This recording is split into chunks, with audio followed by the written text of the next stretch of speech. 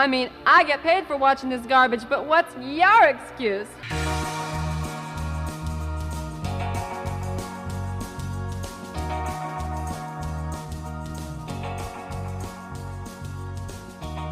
Hey, welcome everybody to our newest and latest episode of the Underrated Podcast. With us, the Undercast Company. Before I intro this thing, I want to say what's up to all the hosts today. We've got Derek. Yo. Alan. Yo, what up? We got Ariel. Hi. And then we got me, Fred. So today we bring you probably one of the most, I think, underrated movies because it's never won an Academy Award yet. A couple Razzies. Yeah, but that's disrespectful. You could say sometimes some movies get snuffed. I want from the awards. I want to say this one might have been the caliber you're of going acting. deep with the awards, huh? It got a Saturn Award. Yeah, it got no, but I'm talking about this. Should be up there with like top tier movies of all time. For example, the best movie ever, as said in Talladega Nights, was Highlander, and I think this is right up there with that movie. So we're talking about Elvira, Mistress of the Dark, everybody. I don't want to keep you guys in the dark for this long. It's a fantastic movie. It came out in 1988? 88. Yep. You were the only one of us alive when it came out.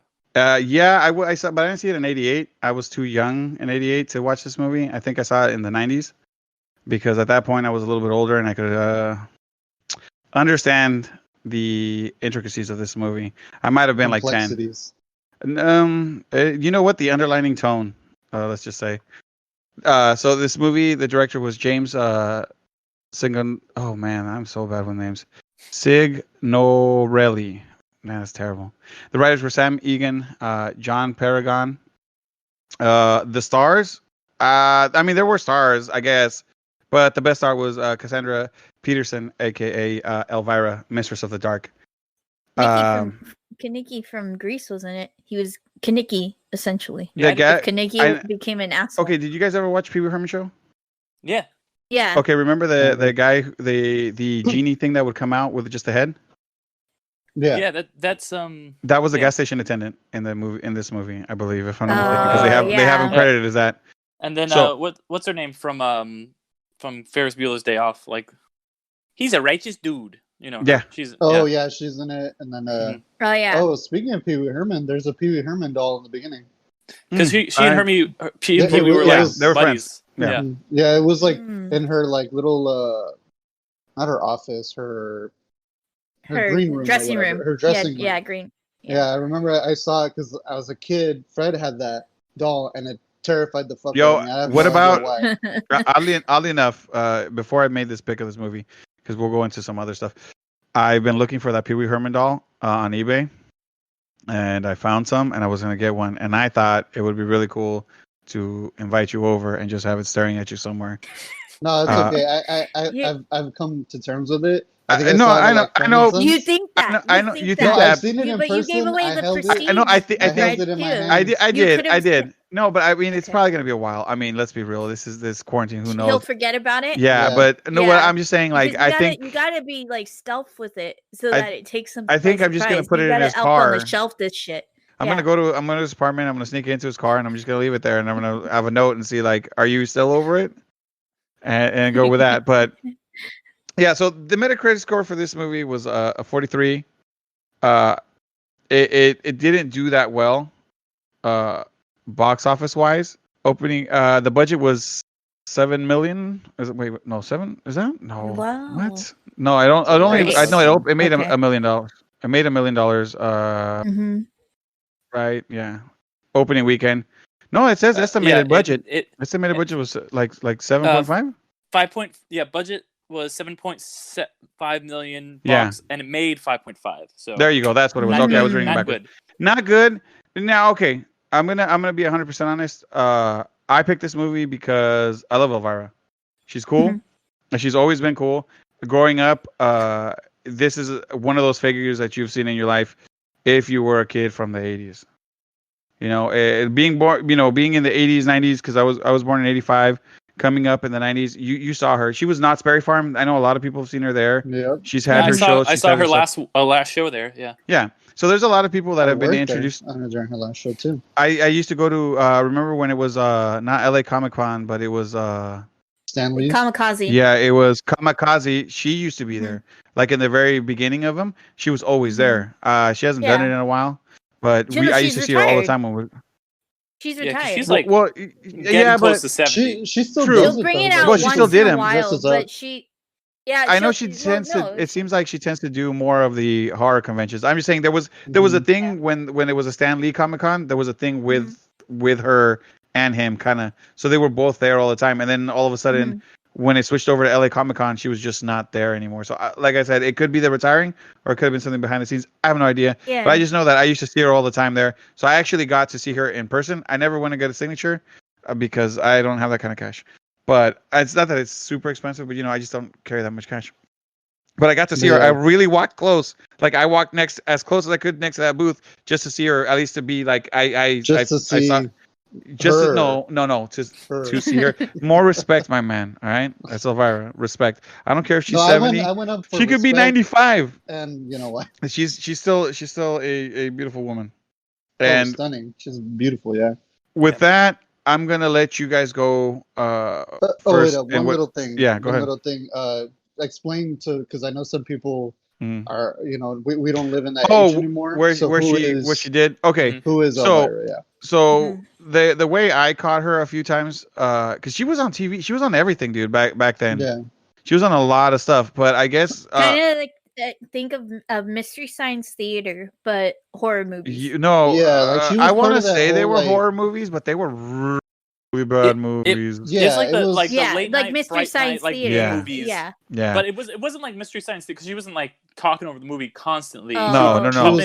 She would pop in. Yeah. Yeah, it'd be like, oh, here's the commercial. She's like, can you believe that bat was over there? That's crazy. Yeah. And she was a pun about her boobs or something. And that's where she and it was always like that. And that's where she got the Mistress of the Dark, because they were always they were all supposed to be those horror movies, but they were always the really bad ones. And she always had little quips to say. She was pretty much just the host for the movie that was going to come out, and whenever the breaks she would come out, kind of like when A&E does sometimes with their classic movies, and you'll have that host kind of come out and give a few things. Well, instead hers were jokes, and it worked.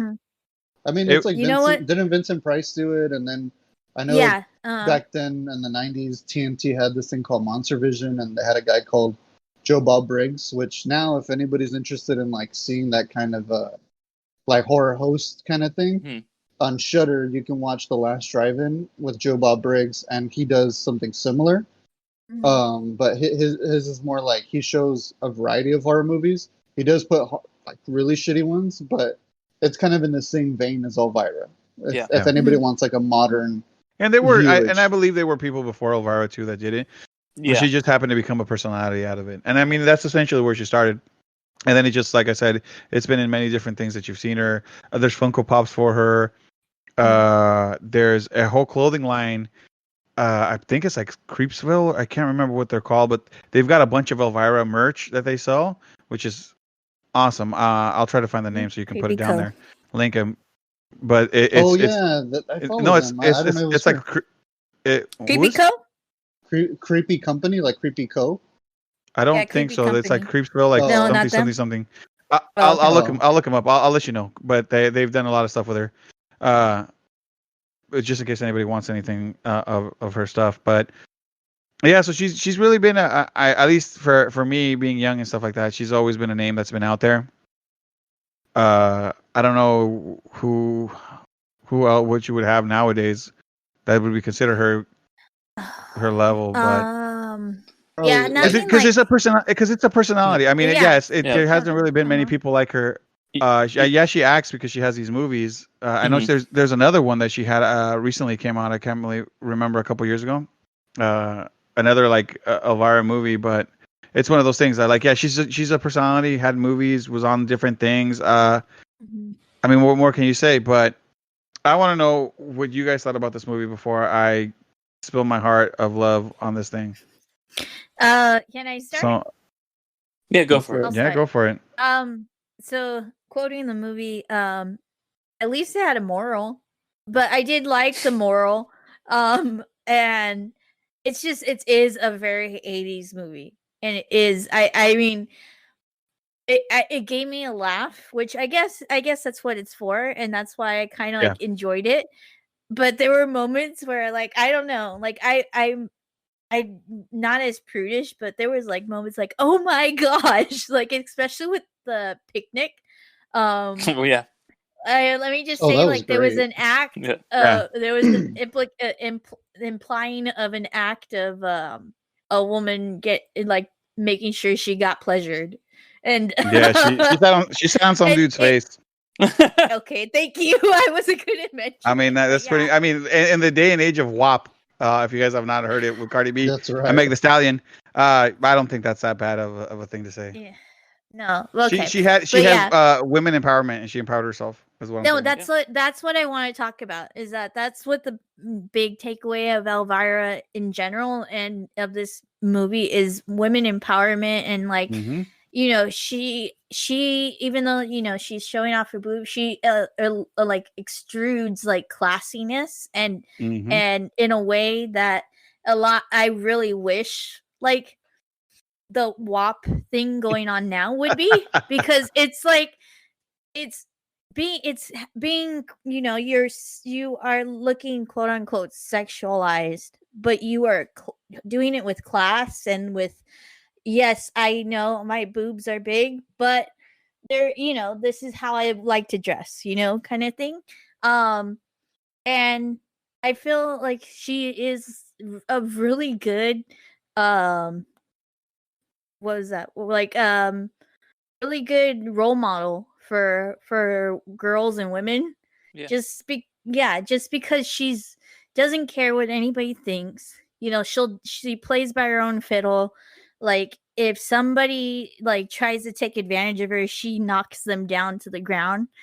And yeah, that's like what the main thing that I really enjoyed about this movie, of just, you know, the empowerment that she represents. And you know, it kind of that surpasses her sexuality, you know. But overall, like, yeah, it's a funny movie, very 80s, very of its time. But it's, you know, you have to watch it for the, not just the nostalgia, but the, you know, it was a big part of horror history. You know, she put her own stake in this culture that, you know, is filled with, you know, the Halloweens, the more serious and scary things of like Halloween, Friday the 13th, you know, the Alfred Hitchcock, but you know, is alongside the creep shows and all that. And so for me, like, just for that matter, I really do like think that this movie should be watched. And on top of like the you know, the morals of the movie. But yeah, it is an 80s movie. I love 80s movies. Well, I have a soft spot for 80s movies. If it gets kind of too crazy, then I'm like, okay. but you know, you have to laugh at those kind of movies. And they did, like, this one doesn't take itself seriously, like, you know, like other 80s movies that were trying to like take themselves seriously.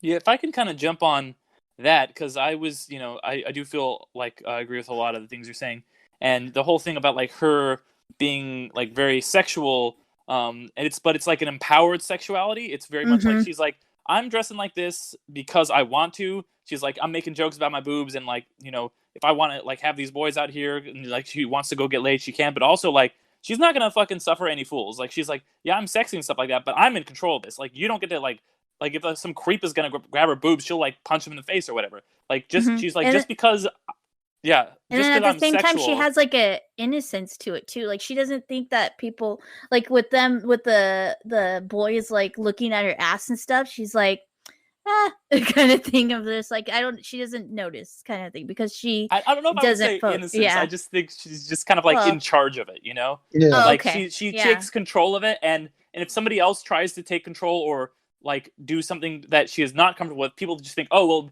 because she like acts this way, that means I can just take it. And she's just like, no, nuh-uh. Like, she's like, I'm in control. I'll make a move if I want to make a move and like you can, like, you know, if it's consensual between us, that's cool. But like if you're just going to be a creep, then that doesn't fly. And I think that's a really, really ahead of its time message for a movie that came out in 1988. And I was really surprised at how kind of like progressive this movie felt and how just like almost modern it felt with a lot of that stuff with Elvira.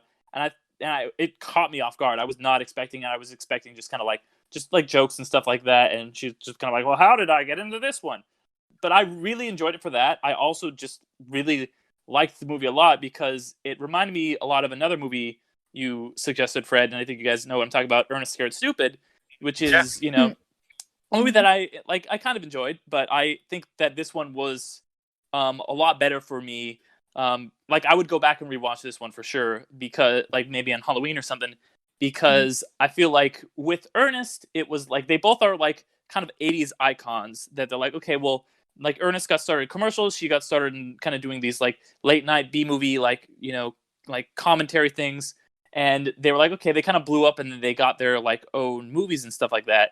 Whereas like Ernest Scared Stupid, it's fine, but it doesn't feel like a natural progression for the character. Ernest was like, hey, Vern, let's go, you know, like selling cars and like talking about lawnmowers and stuff. It doesn't really feel like it lends itself naturally to like a spooky movie like this one does. Nothing against Ernest, but like this one, it's like, yeah, she would go and talk about like spooky B movies with like bad acting and like monster, like cheesy monsters and stuff like that and ridiculous plots. And she went and like, that's exactly what this was. It fits exactly with everything that she'd been doing. And it really works as kind of like a cheesy 80s B movie, almost parody, but like a love letter at the same time. Like it's paying its respects while also like kind of being like wink wink, like when she just like looks directly at the camera and she's like, well, that's convenient. It's also really fucking funny. Like this is a really well written movie. Like there's a lot of like puns and like kind of like little like jokes. There's just like a smattering of them every like, you know, a couple minutes. There's another one. They're always funny. And then there's like a lot of really good just like visual gags in it that I liked.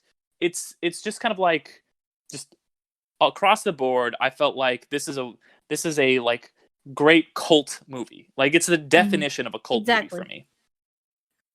Exactly. I mean, it got created because there was a cult following of Elvira. I would have to imagine.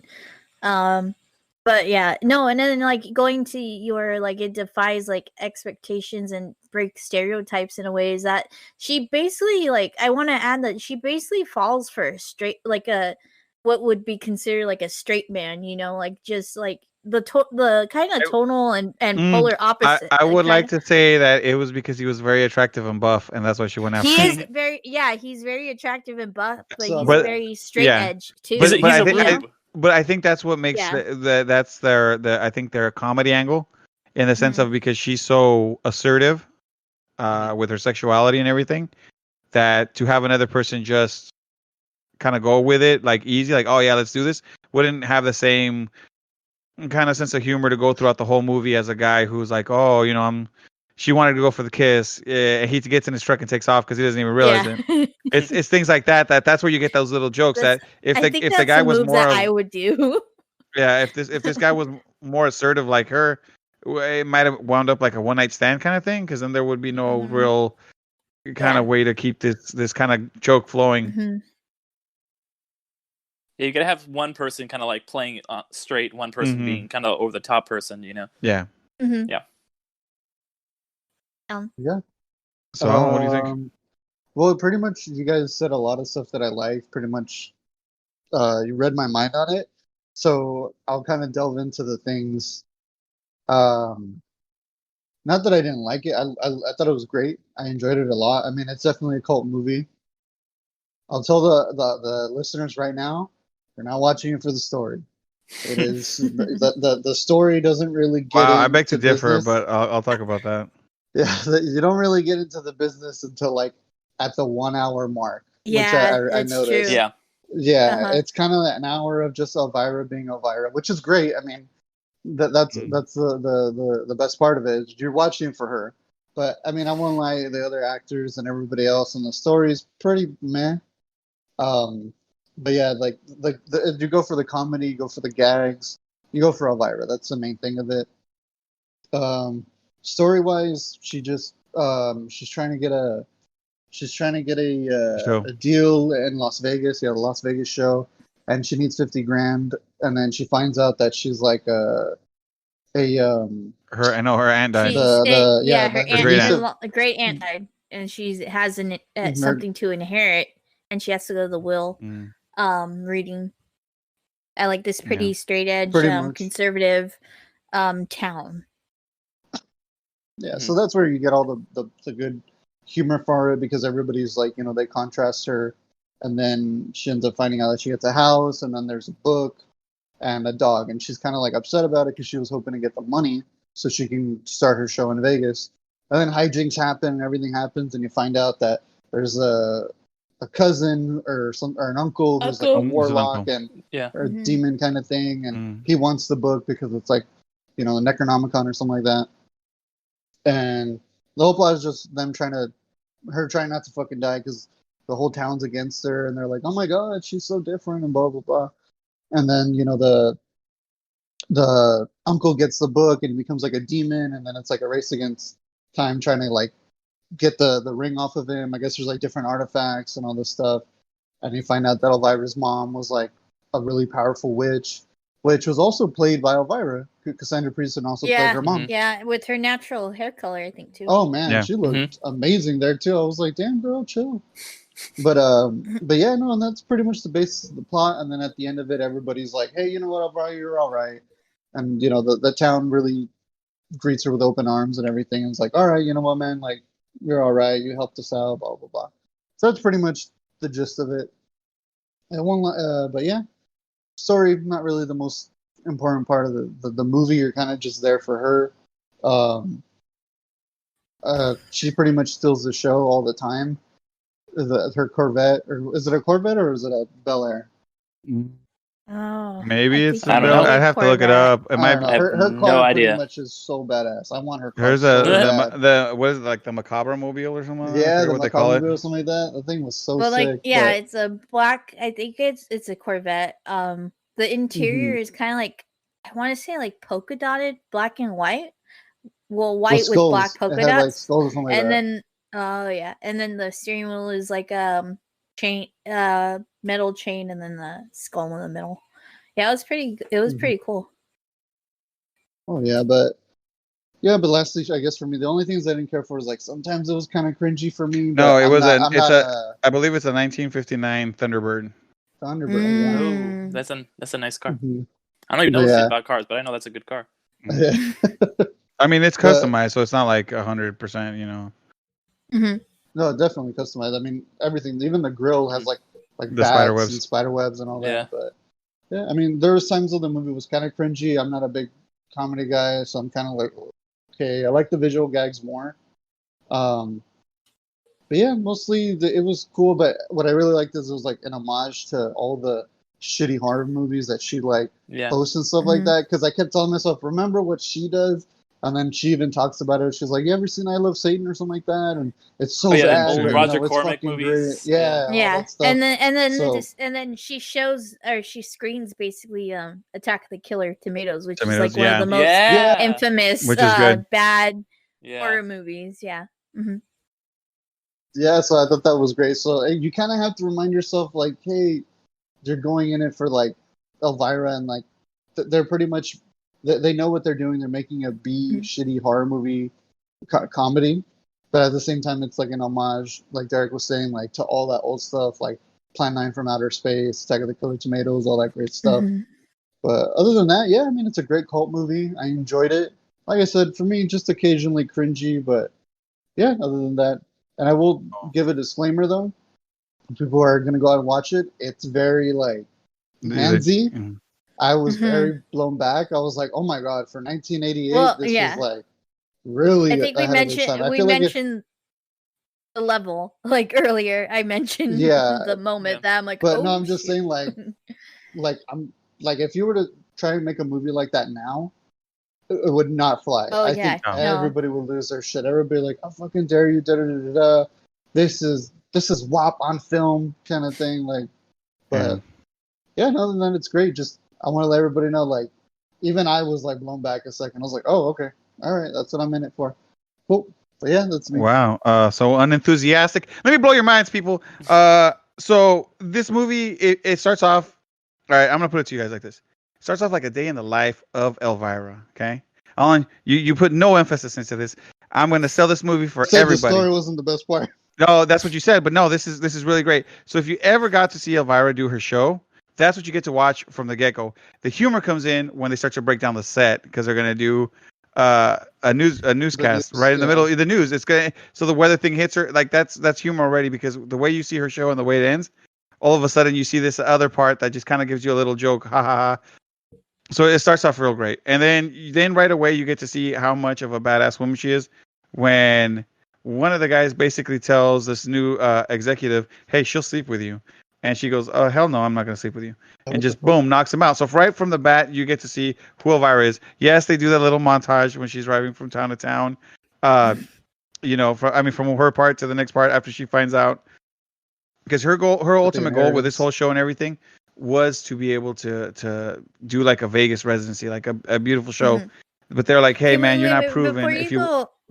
Before you go ahead, yeah. Can you explain to me like the Amish people, because they were like totally okay with her, and I really like digged it. It was just I don't think they were okay with her. I just think it was something different, is what I'm assuming. Yeah, I thought that was like a reference because the whole joke first starts with like the ketchup and the stuff on her boobs and the hot dog like in the chest. So there's stuff. So you guys completely skip over the best like Michael Bay scene. Like Michael Bay probably was watching this movie going like, "Oh shit, I just creamed myself, and this is what I'm gonna do." She spills the gasoline on the ground. The guy throws a cigarette down, and there's the biggest fucking explosion that you've ever seen in your life as she's driving off in her car. So like right away, like you guys are skipping out some of the good stuff. All right, you guys are making this movie seem really bad. I'm telling you guys, it's really amazing. It's the biggest explosion. No, I'm saying it's the biggest explosion you've ever seen. Michael Bay. I have to assume Michael Bay who? That's it. Michael Bay who? He saw that and was like, "This is it." The island. He was like, "This is what's gonna this." He probably looked around and said, "People, this is my future right here." That's just the assumption I have because it was so powerful. And explosions. Yeah, that's his whole career. And, and then boobs are timeless, but sometimes you can't put them in the movies. But explosions, always. But yeah, so then they gave this little montage. I like the whole almost like Footloose type of style when she reaches the town, because there's like you can't be happy, you can't be dancing, you can't be this or that. Oh no, it's Footloose, but no, it's Flashdance when she does the water thing. They reference Flashdance, yeah, it's Flashdance, but I'm like Carrie. Yeah, exactly. Yeah. And so like I like those little things that like when you start watching it, there's those little things in this movie. All her quips that she has are her quips. Like they don't. They play the character correctly. She wrote it as well. I saw the credits that she's like on part of it as well. And that's why I think that's where the sense of humor works so well. I do like I said, the way that at first it starts off like a day in the life of stuff, where she's just trying to get her inheritance, she's just trying to get money, she's trying to do this thing, and all of a sudden there's this deeper story of the dog being her familiar, her mom being a witch that's apparently, I'm assuming, had lived for 300 years or for a very long time. Her great aunt too, and then the great uncle. I gotta be a great uncle, I guess, if it was a great aunt. Yeah. So all of a sudden you go from like a movie about just Elvira and like normal stuff to almost her being in one of her movie or her just like you guys said, just in one of her B-style movies. Yeah, her B-style movies. To the point they almost light her on fire, and I thought that shit was hilarious too, because they tried to do her a witch, and it works well with the humor and everything. Just like when she tries to do the magic and she's reading spells, and the spells all are like, "Oh my god, this is a what do you call that? Casserole." Casserole, yeah. She's like, "Oh, this is because she reads it. She's like, casserole or something." It's like, "Oh, it must be a casserole. Let's make it." And then when she remakes it, but because she didn't use the correct ingredients, I think she said she used hamburger helper. She goes, "I used hamburger helper to make it." All of a sudden, it turned into this aphrodisiac instead of like a giant monster. Because that's the assumption you had when you saw the crock pot again. You go, "Oh my god, it's gonna be this crazy monster and it's gonna eat people." And no, and it turns out making everybody a bunch of hornballs. And that's funny when it works with the town, because they were so prudish that it just works. And then you feel bad for Elvira because they don't want to give her a job. Like, so it really, you really feel down and out for this character, and then she really makes it back up.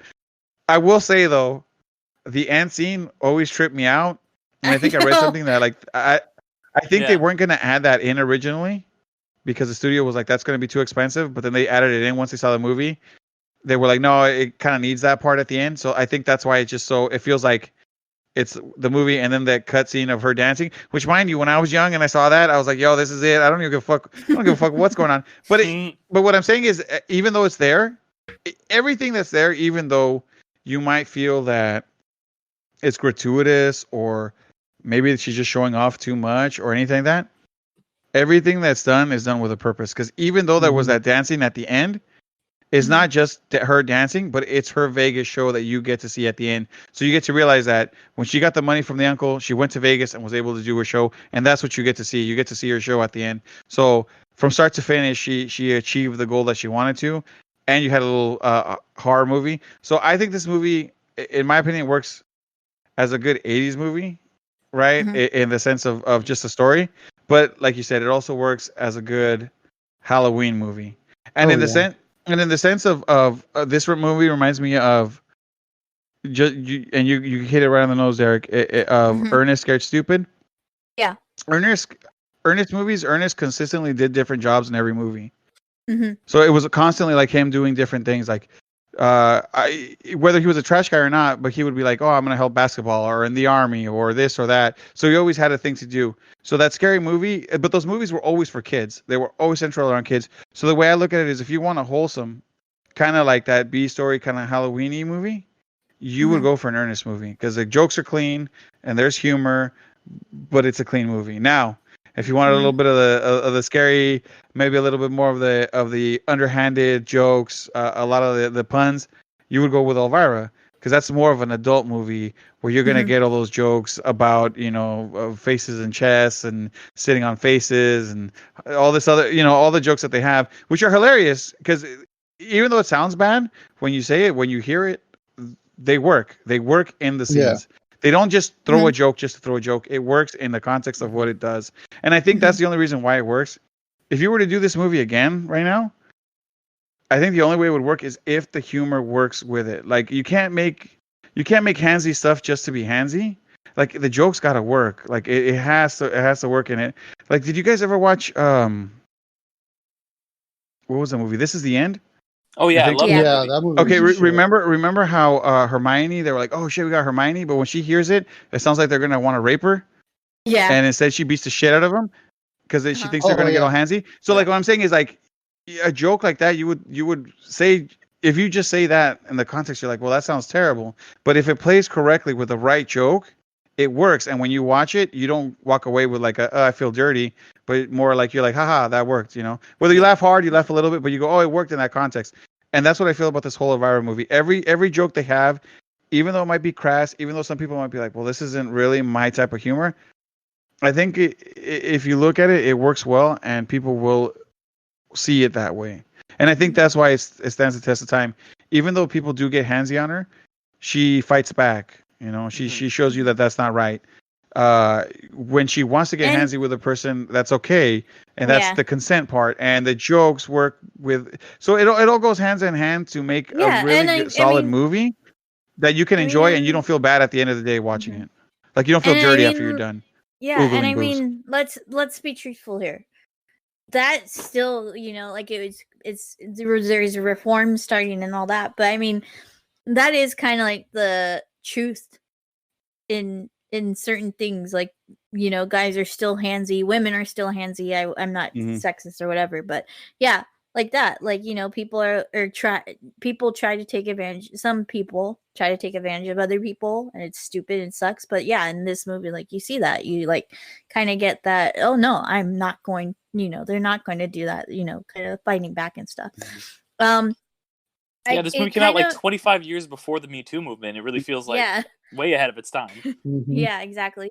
No, the thing that like I think it was Derek it was Alan that said about the whole like, oh yeah, like it's a whole build up and then the the scary stuff happens and stuff. In that sense, it kind of reminded me of, and I think that's why didn't really mind it in this movie because like I grew up with that. That was like my first scary movie. Is Miss? I don't know if you know. It's on Disney Plus right now, but Mr. Boogedy. Mr. Boogedy. Basically, yeah. Mainly the first half is all exposition and stuff like that. I think it's not just. It's just in the last like maybe 15-20 minutes that all the scary stuff kicks off and stuff, and then it ends, kind of thing. And I feel like, yeah, in that sense that this movie had it. So I understand, like, yeah, with the whole, like, it was a lot of exposition, not too much scary. But for this, like, and I think it's the time of the era, it worked for me. Yeah. That was just a random idea popped back in my head. Yeah. And I just want to say, there's a lot of, like, movies where they're like, okay, we have, like, a character that's, like, always in this certain situation. Like, you have like your Ernest or your Elvira, or you have like Wayne's World where they're always in the basement and stuff. I felt like this was Wayne's World too. I felt kind of like that this was like a Wayne's World movie too, because it's you take it. It's like kind of like what Fred was saying, kind of like what at the beginning that's what you get, like was what you normally saw in like an Elvira show and like in Wayne's World, like when they open up with their show, that is what you see, and then you kind of like get pulled back it's like out of the scene and then continue on, kind of thing. It's like the I kind of call them SNL movies, like Elvira, Ernest, Wayne's World, all those like SNL characters. They end up getting like a theatrical film. Yeah, exactly. And then it always does that, and I'm not gonna lie, that's always really cool. I was always a big fan of that. Like, I love the opening for Elvira. I always liked, like, let's see. Oh my God, what's that one? Superstar. It kind of had that. Oh my God, Superstar. That movie was fun. Night at the like Roxbury. all those. Night at the Roxbury. There you go. Thank you. And I think it's a tough thing to pull off, but when I think it's done well, man. it works. Yeah, it works really well. And I think that this movie is a movie that does a good example of taking a character that's in a very specific situation and expanding on her world, like all those kind of SNL movies. And I like that they just went full, like, okay, like, there's fucking, like, magic and shit, and she's, like, got this magical ring. Like, they went full into it. The only other movie that is, like, I think does something similar, that's kind of like, oh, it's, like, these characters that we know from a very specific thing, is Bill and Ted, because those are just, like, Bill and Ted were just, like, the guys who wrote it were just, like, they were just, like, put on skits at bars, like when they were in college, for these two stoners, and they're like, oh, well, what are we gonna do if we make a movie about them? Let's just make them fucking time travel and meet the most important people in the world. And like, if you're gonna do something like you're gonna make a movie about these two characters, it's really interesting if you're gonna like, or in this case, one character. It's really interesting if you just take them and like take them to like the most fun, weird, interesting place you can. And that this movie really did that in spades. Mm-hmm. No, yeah, you got it. You hit the nail on the head. It's that term of like jumping the shark, but in the right way. Yeah. Like you do something insane, but it fits. It's done well. It's not like Superman 2, where he just throws the fucking S, and you're like, "What the hell was that?" That was the best part of that movie, though. It was great. I just still go, "What the fuck?" You're like, he pulls out the saran wrap and then he throws it. It stopped me for like a second, but okay. I'm like, all right, you got it, Soups. Yep. Well, everybody, I think we hit this one out of the park. What's your guys' at the end? What do you guys recommend this movie or not? Oh yeah, I would recommend it. I recommend, definitely. If you are a fan of 80s, like that 80s movie of Killer Tomatoes and and especially plugging another episode of our podcast, The Void. If you're a fan of like The Void and getting having the commentary of that kind of what commentary you make during that, this is definitely the kind of movie. I gotta say, isn't Elvira on an episode of Scooby-Doo too? I think. Probably. Yeah, I think she has her own movie. I think she has her own movie. That's what I thought. Yeah, I just want to throw that out there. I just want to put that out there. She's done a lot of stuff, and I just gotta say, look, if I would say, if you're not an Elvira fan, you should watch this to become one. But I don't think there's anybody that's not an Elvira fan. That would be the wrong. If you're like a rockabilly like person who's like into horror and stuff, that always seems to be the kind of. I mean, I'm kind of like that too. I would like to say. like I would like to say no, but see, but here's the thing. I like to think everybody's a fan. I don't know a person who's not a fan. Well, And no, yeah, but I'm just I saying, just like, want to put this out there, like, Elvira, if you're out there and you happen to come across this podcast and you want to send me a signed picture, I'm your biggest fan. So, I mean, I'm just going to be real with that. I wouldn't say email undercastcompany@gmail.com. I would really appreciate it. If you're listening, my phone number is. No, I can't do that one, but I would, a signed picture. I'll frame it back. I'll put it back there. I'll take one of those things down, and you can be right there always. Yeah. But can I just say? Oh yeah, go ahead. Just one. This is like I didn't have a place to say this in the podcast. I just want to say it before we end. But you know what? Thing I used to watch all the time that was like a similar like okay, like now we're gonna talk a little bit and we'll go back to the movie. And if anybody else watched this, it was like the most 2000s version of that kind of thing, which was Dinner and a Movie. Did anyone watch that? Oh, like fucking TBS with a pre-Legend of Korra Janet Varney hosting. Fucking incredible. Like I know this is the most random thing, but it was the same kind of thing where like they have jokes and stuff like that, but it was like a cooking show, and then they were like, all right, well back to fucking like Batman and Robin. Like I remember watching Batman and Robin. I know what you're talking about. I was never. I was always like, just play the movie. Why? I don't care about your fettuccine alfredo that you're making. I didn't even care about the cooking. I just thought it was the interesting host and it was cool. It's kind of like. I'll be honest though. Whenever I could catch Elvira on TV, because sometimes it would come out like super late at night, I would just watch it. Not even for the movie. I would just have it on just so I could see her come out every once in a while. So, with that, I gotta say this movie. A special place in my heart, always. I can't show it to my kids yet, but I hope one day I can. Oh my gosh! How can you explain? Oh. Eventually they'll know, and I won't have to explain it, and we can just enjoy it as a Halloween movie. I believe this should be on your list with Hocus Pocus. This Ernest one, Ernest Scared Stupid. Those Halloween Town movies. Yeah.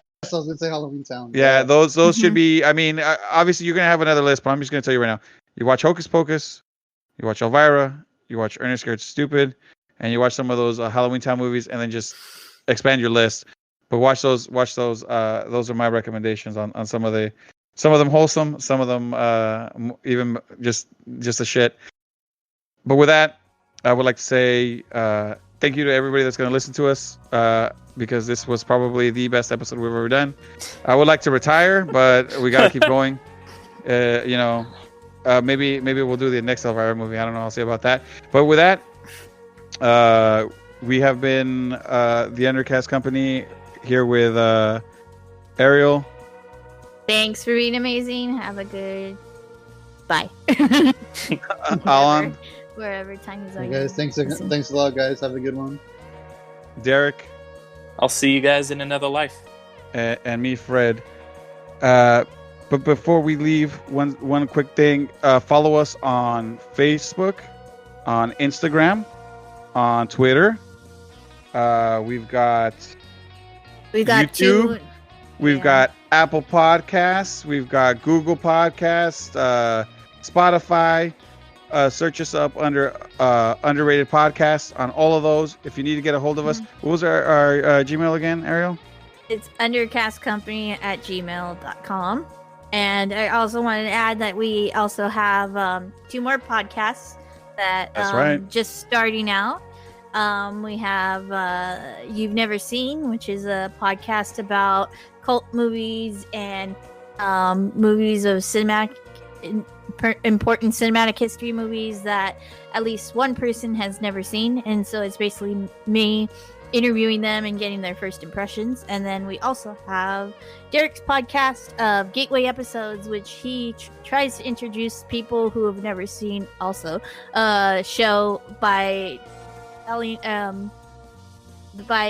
them watch an episode that is considered a gateway episode into the series. That's right. And with that, we have been the Undercast Company. And thank you for listening. And I love you, Elvira. Bye-bye, everybody. Bye.